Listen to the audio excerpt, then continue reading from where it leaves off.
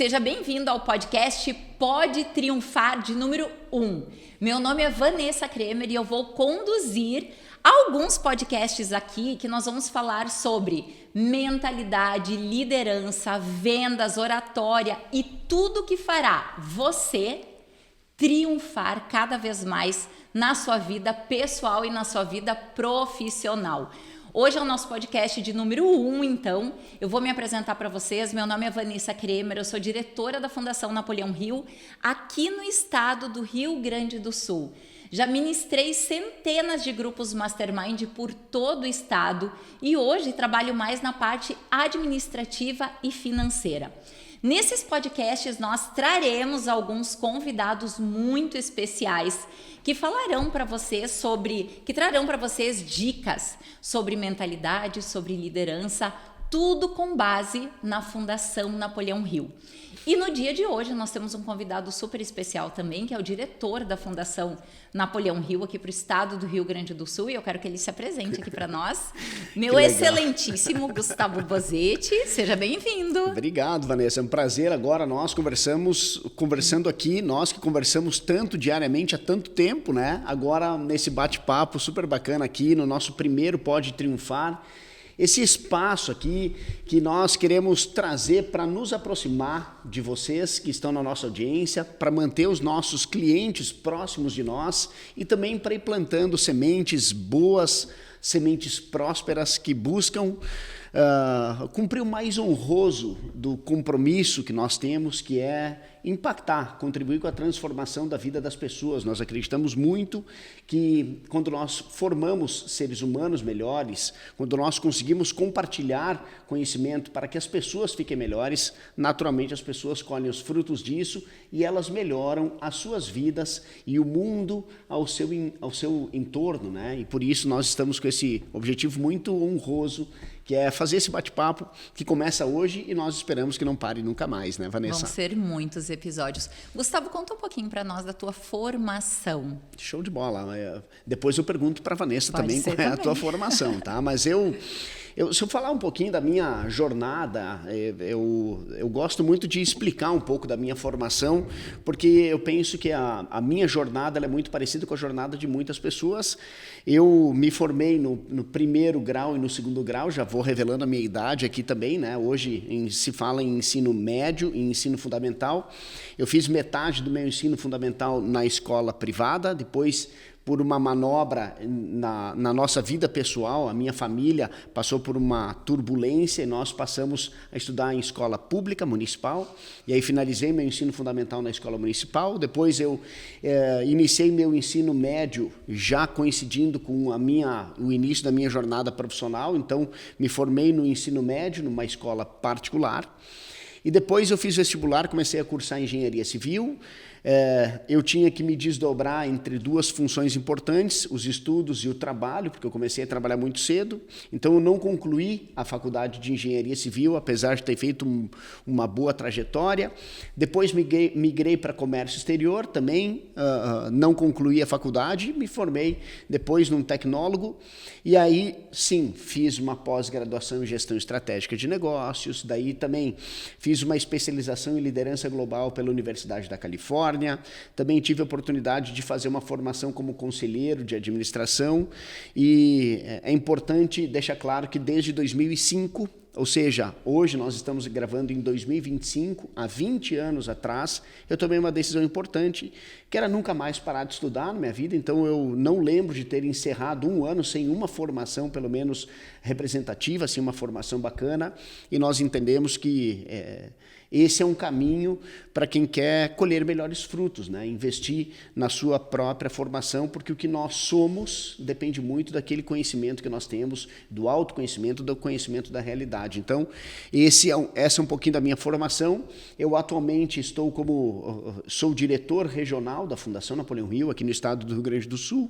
Nós estamos atuando com educação corporativa, com mastermind treinamentos desde 2009, então lá se vão 16 anos, né? Nós estamos completando o 15º ano, iniciando o 16º ano de trabalho, e foram lá, Vanessa, como tu falaste, né, centenas de grupos, milhares de pessoas que tiveram as suas vidas impactadas por essa filosofia. Eu costumo dizer para todo mundo que eu estou na última profissão da minha vida.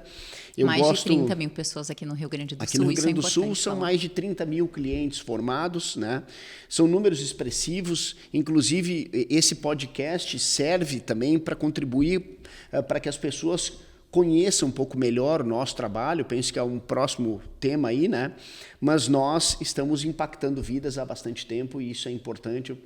É um prazer estar aqui nesse momento. Né? Ô, Gustavo, e é importante falar que esse podcast nasceu muito porque participantes, pessoas que fizeram treinamento há 10, 15 anos atrás pediu, gente, nós queremos estar mais perto de vocês, nós queremos mais conteúdo. E a gente percebeu que a gente precisava um algo a mais. E o que era esse algo a mais? Foi assim que surgiu o podcast, isso é importante falar também. Perfeito. Todo mundo percebe que o jeito de se comunicar mudou bastante desde quando nós começamos até agora, né? Nos primeiros passos de jornada, nós ainda tínhamos os canais de comunicação muito restritos. 2009, né? Não tínhamos o WhatsApp, né? Enfim. E hoje o jeito de se comunicar mudou muito e nós entendemos que esse podcast, ele pode nos aproximar do nosso público, das pessoas que já passaram pelas nossas formações, mas também pode contribuir com um grande desafio que tem pessoas muito próximas de nós, e aí está uma culpa nossa também, né, Vanessa? Que não sabem o que nós fazemos, né? Então, através desse podcast, o objetivo é ir esclarecendo, disseminando esse nosso trabalho, que é um trabalho muito honroso e que tem gerado grandes resultados aí. Nós temos um índice de satisfação altíssimo, mas as pessoas que estão fora dos nossos grupos não compreendem o valor que existe dentro dos nossos grupos. Então, esse espaço serve também para isso, né? Para ir semeando. Nós acreditamos que muitas sementes na vida, tudo são sementes, né? E nós entendemos que semear sempre é bom e é provável que essa semente caia num solo fértil, germine e gere um bom fruto. Que legal. A gente vai trazer aqui como convidados, Gustavo, alguns instrutores, alguns participantes que tiveram resultados conosco. Então, é muito legal. Hoje de manhã, quando a gente estava conversando sobre o que falar no podcast, como fazer, a gente falou muito, tem que ser algo leve, né? Muito. Algo leve, que flua e que a gente consiga mostrar para as pessoas também o quanto os participantes que passam pelas nossas salas de aula têm resultados. E tu falando da tua trajetória agora, de todas as tuas formações, Gustavo, eu lembrei muito da minha formação, né? Isso. Todas as minhas formações, que são muito semelhantes às tuas, quando a gente começou a namorar 16 anos atrás, depois disso, muitas das nossas formações foram juntas, um apoiando o outro sempre, e isso é muito legal. Inclusive, nós aplicamos, né, Vanessa, o que Napoleão Hill fala que é um dos segredos, né? Que é no nosso círculo mais íntimo, nós termos essa aliança de mentes. Então, quero te agradecer profundamente por tudo o que tu tem feito junto conosco, na nossa família, na nossa instituição, na nossa organização, e tem dado certo, né? Nós estamos vencendo o mais severo dos inquisidores, que é o tempo aí juntos, né? Coisa muito boa. bom. Um sempre apoiando o outro é o mais importante. Isso. E eu lembro, Gustavo, na verdade eu sou natural da cidade de Cruzeiro do Sul, toda a minha trajetória escolar ali, ensino médio, foi em escola estadual. E eu lembro com muita força que eu aprendi a falar português quando eu tinha 7 anos de idade. Hoje, quando eu falo isso para muitas pessoas, dizem, meu Deus, Vanessa, como? Realmente, eu sou de cultura alemã. A Vanessa spricht alles Deutsch, né? Deutsch. Então, eu aprendi a falar português com 7 anos de idade e ali começou uma jornada. Com 15 anos, eu lembro que eu tive um sonho e fui morar para São Paulo. Depois morei 2 anos e meio em São Paulo, depois morei mais 1 ano e meio, mais ou menos 2 anos em Curitiba. E lá em Curitiba comecei a fazer cursinho, porque eu tinha um sonho em entrar em arquitetura, fazer arquitetura, eu amo decorações, né? E acabei não passando em Universidade Federal, acabei voltando aqui para o Rio Grande do Sul. Consegui estudar arquitetura durante 2 anos e pouco, depois tive que trancar, também tive alguns problemas pessoais.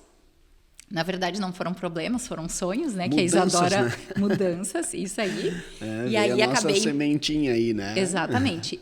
acabei mudando um pouco o rumo e depois de algum tempo eu acabei retornando aos estudos. Mas é muito legal, Gustavo, porque assim, eu conheci Napoleão Hill em 2007. E a partir do momento que eu conheci Napoleão Hill, minha vida começou a mudar. Isso é fato. Eu lembro do dia que eu ouvi o nome A Lei do Triunfo. Eu lembro do dia que eu vi a primeira vez a capa do livro de Napoleão Hill, A Lei do Triunfo.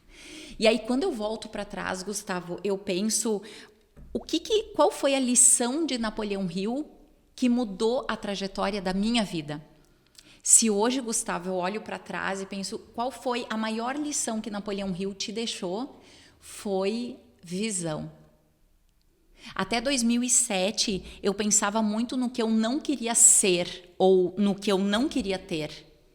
E no momento que eu conheci os ensinamentos de Napoleão Hill e tudo que ele fala sobre a importância da visão, a minha vida começou a mudar em todas as áreas. Isso foi algo muito forte, assim, que é o que a gente fala muito no Mastermind Lince, na sessão 5, parte A. Quem já fez o Mastermind Lince vai saber, onde a gente fala bastante sobre isso, quanto o poder da visão é importante.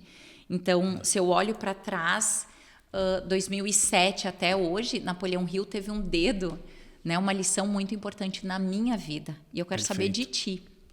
Qual foi a lição, qual foi um ensinamento que Napoleão Hill te deixou, que tu leu e que mudou drasticamente os resultados da tua vida? Perfeito. Então, vou aproveitar esse início aqui, como é o nosso primeiro episódio, vou explicar um pouquinho quem foi Napoleão Hill, o que ele produziu de obras.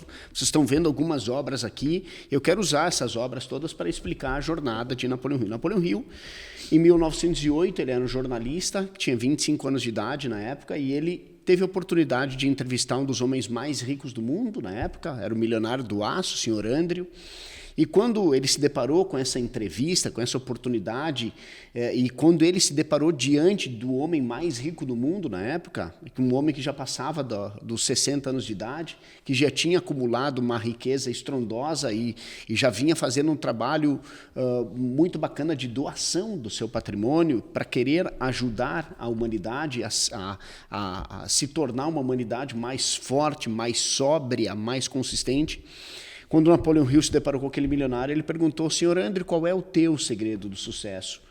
E aquele milionário respondeu dizendo que o segredo do sucesso dele era saber construir o mastermind. Foi a primeira vez que Napoleão Hill escutou a expressão mastermind. E aquele milionário, de uma forma muito astuta, ele perguntou: você estaria disposto a investir pelo menos 10 anos da sua vida para compreender o que é o mastermind, qual é o segredo das pessoas bem-sucedidas? E sem titubear, Napoleão Hill aceitou o desafio. Foram mais de 20 anos dedicados a pesquisar. Na verdade, foi uma vida inteira, né? Foram 20 anos até surgir este livro aqui, que é o livro manuscrito original. A Vanessa falou antes do livro A Lei do Triunfo. Essa é basicamente o mesmo livro, né? Ele só tem um outro nome aqui, mas os manuscritos originais são os mesmos, né? Revelando para a humanidade as 17 leis do êxito, as 17 leis do triunfo, então, e que acabaram já em 1928, no início do século passado, um quarto do século do século passado, já começou a se disseminar pelos Estados Unidos, porque as pessoas liam a literatura, enxergavam muito sentido na filosofia que Napoleão Hill havia revelado, e a filosofia de Napoleão Hill começou a se disseminar no mundo inteiro. Havia também um grande desafio: as pessoas liam o livro, mas tinham dificuldade de desenvolver na sua personalidade as 17 leis do êxito.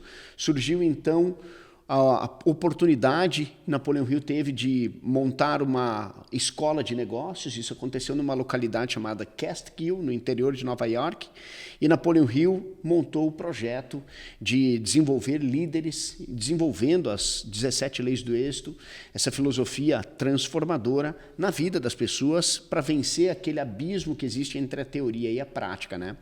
E foi assim que a filosofia de Napoleão Hill se disseminou através do segmento de cursos livres. Nós estamos aqui no Brasil há mais de 50 anos, já revela a minha idade aqui, eu nasci em 1980, então a filosofia de Napoleão Hill está presente no Brasil há mais tempo que eu existo, e eu me sinto um porta-voz dessa filosofia que até hoje vem influenciando líderes. Napoleão Hill faleceu em 1970, depois de ter deixado livros, uma literatura vasta. O manuscrito original é um exemplo, o livro Quem Pensa Enriquece é outro exemplo, que está entre os livros mais vendidos do planeta, né? Mostrando aqui para a câmera, ó. Esse aqui é o livro mais vendido do mundo sobre negócios. Quem diz isso não somos nós, é um programa da Globo News chamado Conta Corrente. Napoleão Hill também teve a oportunidade de publicar o livro Mais Esperto que o Diabo, que em meio à pandemia ele foi o livro que mais vendeu dentre todas as categorias no Brasil. E, atualmente, quem preside a nossa instituição aqui no Brasil e todos os países de língua portuguesa no mundo, na América Latina também, é o Jamil Albuquerque, que é autor de diversos livros, entre eles o livro Arte de Lidar com Pessoas, que nós utilizamos numa das nossas formações. Eu também tive a oportunidade de entrevistar o livro, de escrever o livro Prosperar, Como Resistir ao Teste do Tempo, também em coautoria com o Jamil Albuquerque. Foi lançado em 2022. Foi lançado em 2022, é um livro muito bacana, tem um conteúdo muito significativo para quem busca melhorar os seus resultados, tanto na sua vida pessoal, mas em especial na vida empresarial, no papel que exerce, em especial aí com as organizações que fortalecem muito as pessoas que vão fazendo parte da organização. E, Vanessa, tu perguntaste... Eu quero só deixar ressaltado aqui, que é importante a nossa audiência saber, que nós somos os únicos autorizados no Brasil a usar o nome da Fundação Napoleão Hill em treinamentos e cursos livres. Isso, isso? E Mastermind é uma marca registrada, apesar de ter algumas pessoas que montam situações como essa aqui, momentos como esse aqui, e que desrespeitam a lei, né? Quando uma empresa se apropria de uma marca que é registrada, ela está infringindo uma lei do INPI. Então, só para deixar bem claro aqui... Isso é importante, porque às vezes as pessoas dizem, eu quero fazer um treinamento da Fundação Napoleão Hill aqui no Brasil. Os únicos que podem somos nós, né, do Mastermind Treinamentos. Perfeito. Mas a gente vai fazendo esse enfrentamento com bastante naturalidade, né? A Vanessa perguntou, pessoal, qual é o momento... Qual é o ensinamento que mais me transformou assim? Eu lembro que, num determinado momento da minha vida, eu perdi meu avô em 2005. E eu lembro que naquele dia que eu perdi meu avô, comentei com o meu supervisor, na época eu trabalhava em uma empresa distribuindo cartões de celular e cartão de orelhão. Eu não nasci de uma família pobre, eu comecei a trabalhar muito cedo, então sempre fui buscando me desenvolver. E eu pedi para o Marcelo, na época, Marcelo, eu posso ir no velório do meu avô, que faleceu? O meu avô estava sendo velado em São José do Herval. E o Marcelo me respondeu com uma pergunta. Ele disse, mas Gustavo, e quem vai cuidar dos nossos clientes? Aquele momento demorou um pouco até eu perceber que aquele momento foi um divisor de águas na minha vida. E aí, Vanessa, a gente começou a estudar a filosofia de Napoleão Hill. Eu tomei uma decisão de buscar mudar a minha vida, né? Eu quis fazer uma transformação na minha jornada e não quis mais me submeter a momentos como aquele que eu estava vivendo. E aí eu entendi que a única forma, ou a melhor forma que eu podia fazer, o que eu podia fazer para conseguir transformar a minha vida era através do autoconhecimento. Então, já comecei a fazer diversas formações. E em 2009, eu lembro que eu perdi o meu pai, quando eu estava me preparando para ser instrutor da Fundação Napoleão Hill. Eu entendi que de 2005 até 2009 eu tinha feito bastante coisa já na minha vida. Então, talvez a maior lição de Napoleão Hill que eu tenha utilizado na minha vida é a busca pelo autoconhecimento. A gente não consegue se tornar uma pessoa melhor se não for por intermédio do autoconhecimento. Napoleão Hill fala bastante sobre o processo de autoconhecimento através de algumas leis do êxito, o autocontrole, saber controlar as nossas emoções, falasse sobre ter um objetivo principal bem definido.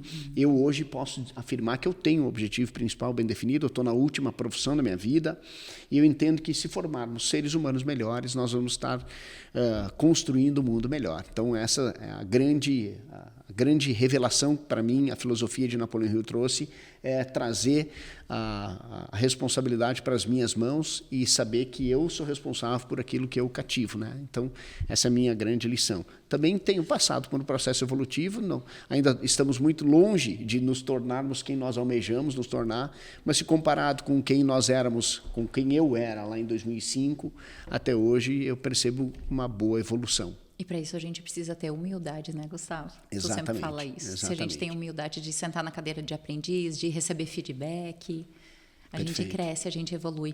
Gustavo, antes, quando tu falou que a gente está nessa jornada desde 2009, me passou um filme na cabeça, literalmente, assim, voltei lá para o passado. E se a gente for olhar de 2009 até hoje, nós já treinamos muitas pessoas, já passaram muitos líderes, muitos empresários, muitas pessoas buscando evolução por todas as nossas salas de aula. Eu queria que tu trouxesse aqui para nós 1 ou 2, 3 cases de sucesso, assim, pessoas que marcaram, que tiveram resultados. Muitos deles nós vamos convidar para estar aqui conosco, compartilhando um pouco suas histórias. Mas se tu lembrar de 1 ou 2 para compartilhar conosco. Nós tivemos tantos casos, né, Vanessa, emblemáticos, assim, tem tantas pessoas, eu até me sinto... eu não acho justo citar um ou outro e não citar todos, né? É um desafio, mas como tu perguntou, a gente precisa se concentrar, assim, em alguns trabalhos, então vou trazer mais usando o critério de grandeza, né? Ou de volume de pessoas que foram treinadas. Eu penso que um grande case nosso é o case da rede de supermercados Nicolini, que tem bastante, já centenas de pessoas. Quantas pessoas foram treinadas lá, mais ou menos? É uma boa 300? pergunta. Nós precisamos 400? apurar esse número. Eu não me lembro de cabeça. Vamos atrás desse tá? número. Mas com certeza mais de 200 pessoas com certeza. Né? E a gente percebe que eles utilizam muito a filosofia de Napoleão Hill dentro da sua organização. Então, nas reuniões gerenciais, a rede de supermercados Nicolini, a instituição, ela fala sobre a sua visão, fala sobre a sua missão, fala sobre os seus valores. É interessante perceber, eu participo de algumas reuniões com eles todos sabem qual é a visão da rede, eles sabem qual é a missão da rede e eles sabem qual é o valor, eles verbalizam como se vive o valor. Porque a grande maioria das empresas deixa só num quadrinho bonito na parede, né, Gustavo? Fica muito longe da realidade, né? E às vezes, inclusive, a gente percebe sendo vivenciado, sendo executado dentro da operação, algo que confronta diretamente aquele valor que está na parede. Lá, naquela instituição, que é a rede de supermercados Nicolini, que cresceram bastante nos últimos anos. Desde quando nós começamos a atender eles, eles saíram de um faturamento de mais ou menos 80 milhões por ano e devem faturar em 2025 mais de R$1 bilhão. É um crescimento muito representativo, mais de 12 vezes aí de crescimento. E eles falam sempre junto com a visão, missão e valores, uma das 17 leis do êxito. É bacana que quando nós iniciamos a nossa formação lá atrás, os gerentes, as pessoas que iam participar da reunião me ligavam: Gustavo, me fala um pouquinho sobre a lei do êxito tal, porque eu vou ser responsável por explicar ela para os colegas, né? E a gente percebe que a filosofia de Napoleão Hill está amplamente disseminada junto com a nossa formação de liderança naquela instituição, e a gente percebe o quanto é impactante o resultado que eles vêm colhendo. Então esse talvez seja um case interessante. Nós também temos um trabalho muito representativo com uma cooperativa de crédito que é o Sicredi Liberdade, que atua no Rio Grande do Sul e Minas Gerais. A gente fez um trabalho muito aprofundado de padronização de abordagem comercial, construindo assim a mente maestra, né, o mastermind. Um trabalho que para mim foi bastante impactante pelo nível das pessoas que estavam na nossa formação. Foi um trabalho que nós fizemos com a Fraport, quando comprou a operação dos aeroportos aqui no Brasil. Eles se depararam com um choque cultural, porque uma coisa era aquela mentalidade de empresa administrada por uma estatal, e depois eles passaram a ser administrados pela iniciativa privada, e aí se depararam com alguns movimentos, tanto com funcionários diretos quanto com funcionários indiretos. Aquele choque cultural estremeceu a operação, e nós fizemos um trabalho muito bacana, para citar alguns aí. Tem tantos outros, Gustavo, né? Figuras públicas, né, Vanessa? Nesse momento, um dos prefeitos mais bem avaliados, né, inclusive, a gente quer ele aqui no podcast, nós queremos, né, ele aqui, que é o prefeito de Caçapava do Sul, que é o Marcelo Spode, né? Ele compartilhou conosco aí que foi feita uma avaliação, e a pessoa que fez a tabulação dos resultados disse: olha, Marcelo, eu nunca em toda a minha vida vi uma pessoa, um prefeito, com os primeiros 100 dias de mandato tão bem avaliado quanto tu.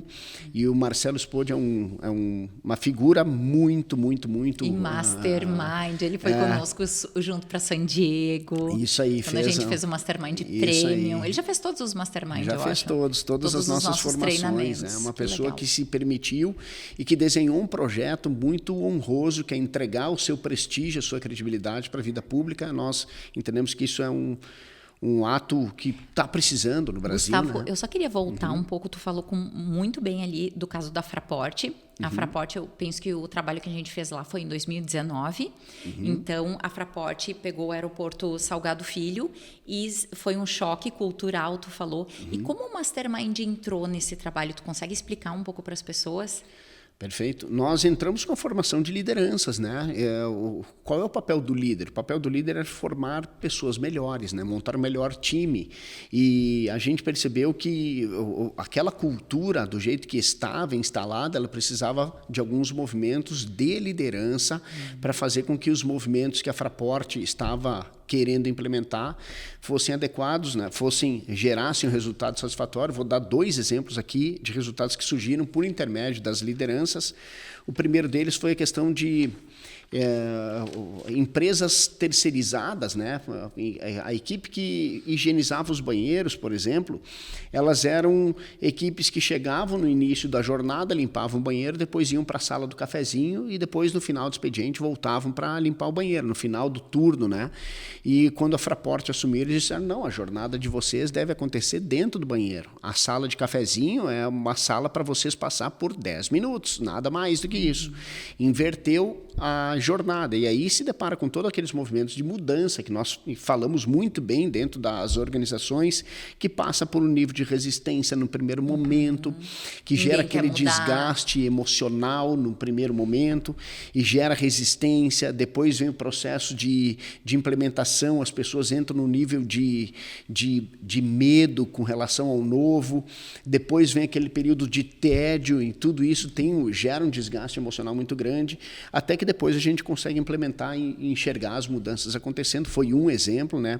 Outro, eles estavam com algumas metas que não estavam sendo atingidas, e aí eles tinham as mesmas pessoas que precisavam produzir resultados diferentes. A gente sabe que esse é um grande desafio de qualquer empresa, não importa se é uma Fraport, que tem 600 funcionários, se é um Nicolini, que tem 2.200 funcionários, se é uma empresa que tem 4 funcionários, 5 funcionários. Normalmente, essa questão de mudança ela é muito semelhante, lógico que num volume diferente. E como fazer essa gestão de mudança? O líder precisa ser preparado para isso, né?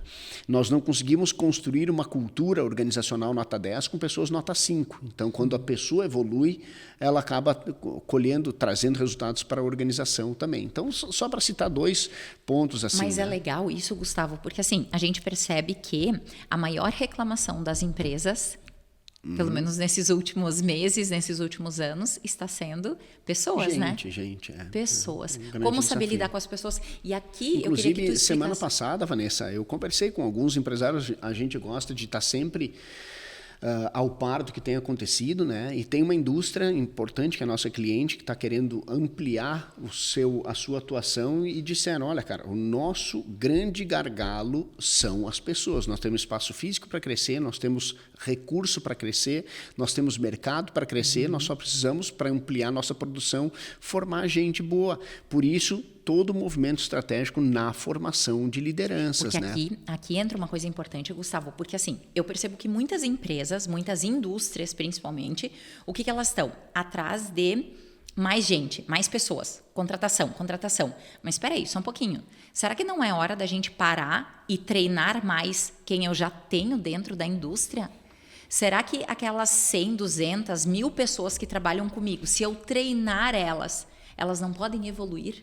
Entregar mais, faz sentido isso? Total, inclusive vou dar um exemplo, nós temos um colega que está aqui no bastidor agora, aqui nós falávamos, porque ele saiu de uma indústria e veio para cá e começou a trabalhar com essa estrutura que nós estamos aqui, e ele comentou sobre um cliente que nós atendemos também. E eu lembro como era o processo de integração daquela empresa, né? E o processo de integração era a pessoa entrava na empresa, recebia o uniforme, recebia uma pequena orientação sobre jornada de trabalho, que horas começava, como funcionava o cartão ponto, e aquele processo de integração que se resumia ali a 60 minutos, 90 minutos, já levava a pessoa para o ambiente de trabalho e, normalmente, na posição de trabalho, a pessoa era jogada para fazer a pior operação, a mais desafiadora, aquela que normalmente ninguém gostaria de fazer, né? E aí o que acontecia com aquela pessoa? No final do expediente do primeiro dia, a pessoa ficava com a sensação que o trabalho era muito desafiador, e ela tinha sido mal acolhida, e aí ela ia para casa, comentava com o cônjuge, ou com a esposa, ou com o marido, que não sei se eu vou continuar na empresa e tal. E aí a probabilidade da pessoa não vir no segundo dia ela é muito grande. E nós entendemos que movimentos como esse são movimentos que a grande maioria das empresas fazem. E as empresas que têm se diferenciado no que tange a gestão de pessoas, elas têm feito um processo de integração humanizado. Elas não colocam a pessoa que está chegando agora no ônus da função. Elas primeiro buscam conquistar o coração do colaborador novo que está chegando, nem que para isso ela invista um pouco mais de tempo, às vezes até uma semana, melhor investir uma semana agora e aumentar em 120 dias o tempo de permanência do colaborador da empresa, do que querer ganhar aquela semana inicial e perder o cara na segunda semana, né? Então, são esses movimentos que geram grandes resultados. O processo de integração humanizado, ele é um processo que tem aumentado a retenção. Lógico que também tem, paralelo a isso, a universidade corporativa, qualificando e treinando e preparando a mão de obra internamente. Se ficar esperando que o mercado faça isso por nós, o mercado não vai fazer. Nós precisamos formar a nossa própria mão de obra. A questão do plano de carreira, que aumenta a retenção, tem muitas pessoas que não sabem, elas não têm um objetivo principal bem definido. E quando a empresa apresenta um tapete, uma esteira de formação, a pessoa começa a projetar a sua vida dentro da organização e isso aumenta significativamente a capacidade da pessoa suportar a adversidade da função que ela está ocupando. Isso traz o coração da pessoa para dentro da empresa, porque ela sabe que se ela fizer aquilo que se espera que ela faça, ela pode ser promovida. Então, ela se projeta estrategicamente dentro da organização. Mas são poucas as empresas que têm feito isso. E não importa se a empresa... Repito, né, Vanessa? Tem empresas de grande porte que ainda estão engatinhando com isso, né? A formação de pessoas internamente tem sido um grande segredo, né? E é o que a gente percebe. Todos os nossos cases de sucesso, as empresas que a gente fala mais, as empresas que investem nas pessoas, na equipe, no ser humano, com treinamentos, com universidade corporativa, isso que tu falou, elas têm resultados extraordinariamente diferentes. Perfeito. Extraordinariamente maiores, né? Nós temos tantos cases, né? Nós temos tantos cases, meu Deus do céu. E cases não somente aqui no estado, nós temos cases no Brasil inteiro. Carmen Steffens, que tem uma grande rede de lojas de calçado e bolsa feminina, e tem uma grande indústria, uma indústria de couro também. A rede de supermercados Coque, que somente em dezembro de 2024 faturou R$1 bilhão. Quanto foi o faturamento deles em 2024? Se eu não me engano, encostava aí nos 10, passava um pouco dos R$10 bilhões. Está entre as 10 maiores redes de supermercados do Brasil, nosso cliente. Enfim, nós temos tantos cases bem-sucedidos. E tem uma coisa que a Gisele Castro fala, que é uma diretora de RH de uma dessas nossas empresas queridas, né? Ela diz que quando nós cuidamos das pessoas, os números se completam, se preenchem. E nós acreditamos muito nisso, né? Uma pessoa bem direcionada dentro de uma operação, onde ela consegue se projetar estrategicamente, não tenho dúvida que os resultados acabam saindo como consequência, né? Surgindo como consequência. A dica de triunfar hoje, Gustavo, então seria, ao invés de ficar só olhando para fora da tua empresa e buscando gente nova, olha para dentro da tua empresa e treina, mas não treina uma vez. Isso eu também percebo, Gustavo, que muitas vezes algumas empresas, esporadicamente, que nos procuram, eu quero dar uma palestra motivacional, eu quero dar um workshop. O que tu pensa sobre isso, Gustavo? Uma palestra tem como objetivo conscientizar as pessoas de alguns aspectos, mas a palestra por si só não muda a cultura. O que muda comportamento? O que muda cultura? É uma boa pergunta, né? Essa pergunta talvez daria uma hora de resposta aqui, né? Mas o que é cultura? Cultura é o conjunto de hábitos, rotinas, é o que a gente percebe, né? Tem muito empresário que quer que os outros mudem, mas ele se nega a mudar. E aí o que acaba acontecendo? Ele acaba sendo o fator de limitação do crescimento da organização. Ele não tem muita paciência, né? E aí, sabe o que acontece? Em momentos de escassez de recursos, ele pega a espingarda e sai atirando em tudo que é tipo de coisa que pode reduzir o custo dele. E um dos primeiros centros de custo que ele investe é na formação de pessoas, que ele reduz, né? Que ele elimina a formação de pessoas. Só que isso gera um ciclo vicioso, onde as pessoas não se desenvolvem e a empresa acaba vivendo aquele ciclo de baixa prosperidade, porque não investe nas pessoas, as pessoas não evoluem, as pessoas pedem para sair.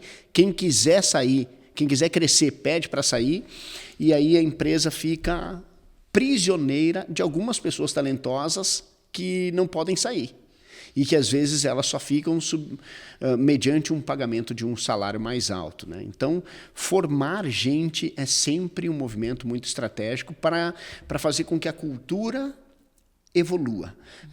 É a analogia clássica do pássaro e das asas, né? Quem carrega quem? É o pássaro que carrega as asas ou são as asas que carregam o pássaro? É uma troca. É a cultura que constrói pessoas melhores ou são pessoas melhores que constroem uma cultura melhor? É a troca. A cultura forte fortalece as pessoas que vão chegando. E as pessoas fortes vão fortalecendo a cultura que vai ficando. E essa troca constante e contínua, que não termina nunca, gera um ciclo virtuoso de crescimento.